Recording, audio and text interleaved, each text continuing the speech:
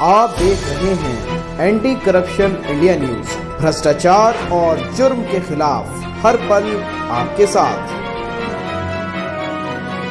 नमस्कार, मैं chief editor anti corruption India news से आज उत्तर प्रदेश के कानपुर शहर में मौजूद हूँ। जैसा कि एंटी करप्शन की टैगलाइन है, भ्रष्टाचार जुर्म के खिलाफ हर पल आपके साथ। और एंटी करप्शन कार्यालय में जब भी कोई शिकायत आती है तो एंटी करप्शन की टीम ग्राउंड जीरो पर उतर कर प्रकरण का पता लगाती है और जानकारी करती है क्या प्रकरण, क्या मामला है और पीड़ित को न्याय दिलाती है। आज जो पीड़ित आए हैं वो हमीरपुर से हैं और उनका क्या प्रकरण है, क्या मामला है, मैं उनसे ही रूबरू करा रहा हूँ। मैं उनसे ही पूछता हूँ, क्या नाम आपका? राम प्रसाद सोनी, राठ हमीरपुर। ये राम प्रसाद सोनी जी हैं जो हमीरपुर से आए हुए हैं और इनका क्या प्रकरण, क्या मामला है, मैं इनसे ही जानकारी करता हूँ। आपका क्या प्रकरण, क्या मामला है? मेरे बच्चे की ससुराल वालों ने हत्या कर दी। ये जो हत्या कर दी, ये किस कारण हत्या हुई, इससे अवगत कराएं।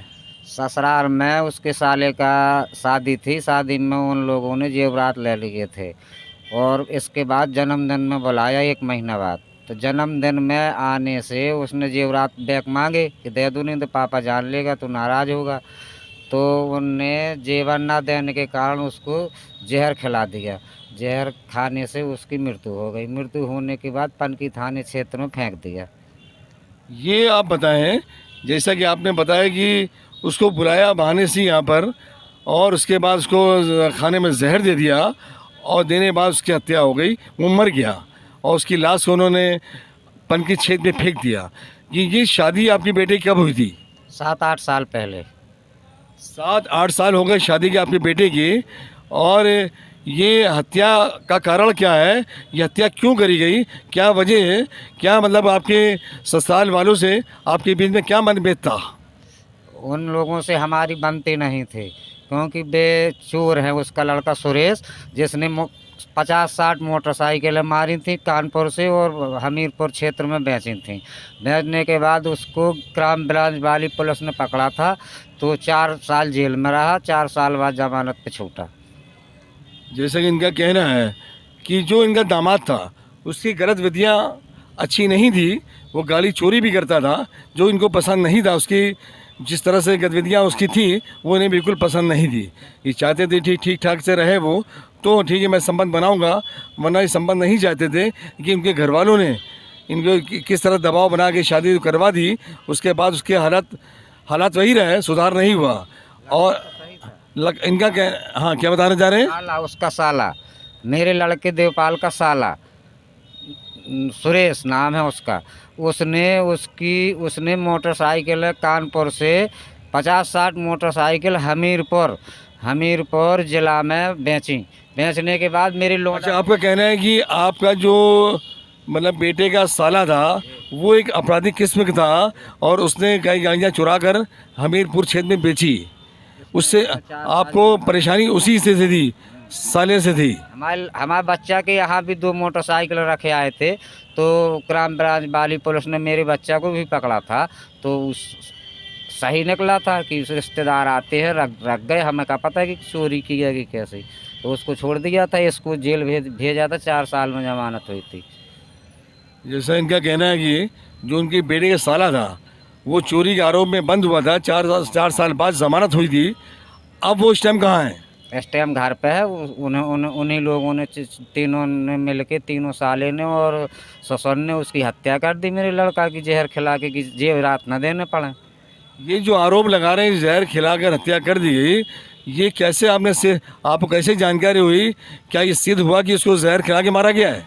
जी हाँ, बेसरा जांच गई थी झांसी से बेसरा जांच होके आई तो उसमें जहर निकला।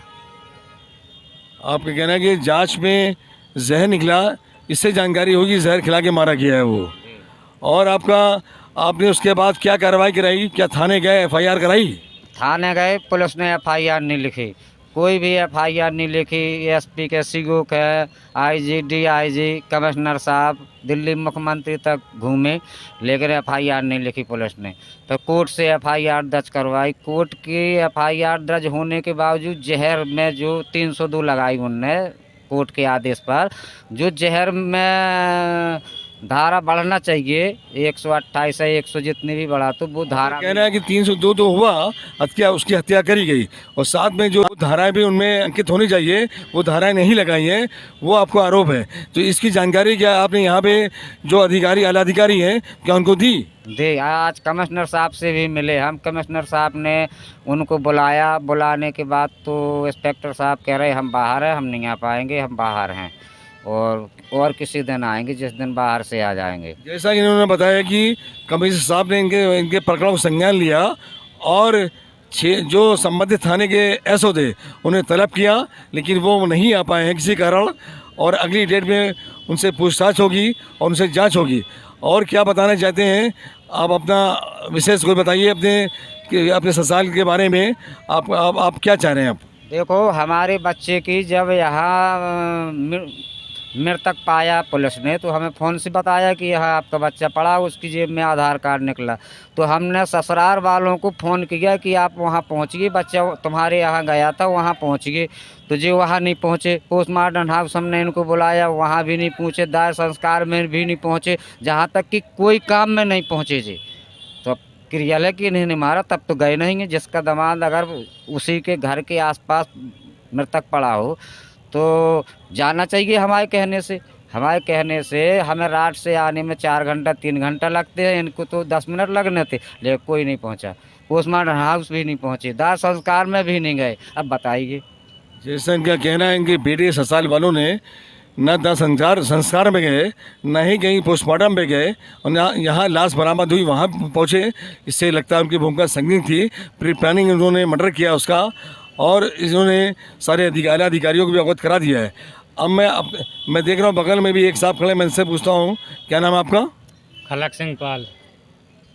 खलक सिंह पाल, ये बताएं, आज कानपुर में आप आए हैं हमीरपुर से, आपने आपको क्या जानकारी इस मैटर में, क्या देखा आपने? इस मैटर में मेरी ये जानकारी थी, हमारे पहले से जान पहचान थी, ताल्लुकात थे, और इनके जब बच्चे का मॉडल हुआ तो जब मुझे जानकारी हुई तो यही बात आई थी सामने कि उसका पहले जेवर दे गया इन लोगों को, और फिर 1 महीने बाद लेने गया।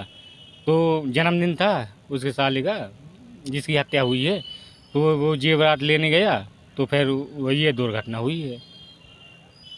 जैसा इनका कहना है कि वो जेवर लेने के लिए आया था वहाँ पर, और उस रात भर रुका वो, और रात में ही जहर खाने में दे दिया गया, जिस कारण वो उसकी डेथ हो गई। अब ये अधिकारियों के चक्कर लगा रहे हैं और यहाँ उनसे फरियाद कर रहे हैं कि जिस तरह जहर के द्वारा उनकी हत्या करी गई है, 302 के अलावा उन पर और धाराएं लगाई जाएं और मुलजिमों को जेल भेजा जाए। मुलजिम अभी खुलेआम घूम रहे हैं, उनकी गिरफ्तारी नहीं हो रही। ऐसा प्रतीत होता है कि थाना पनकी की पुलिस भी की भूमिका संदिग्ध है, वो भी इनको बचाने का प्रयास कर रही है। तो और कुछ कहना चाहेंगे हमारे चैनल के माध्यम से? मैं मुख्यमंत्री जी को अवगत कराऊंगा अपने चैनल के माध्यम से, यहाँ के आला अधिकारी को अवगत कराऊंगा। आप क्या कहना चाहेंगे?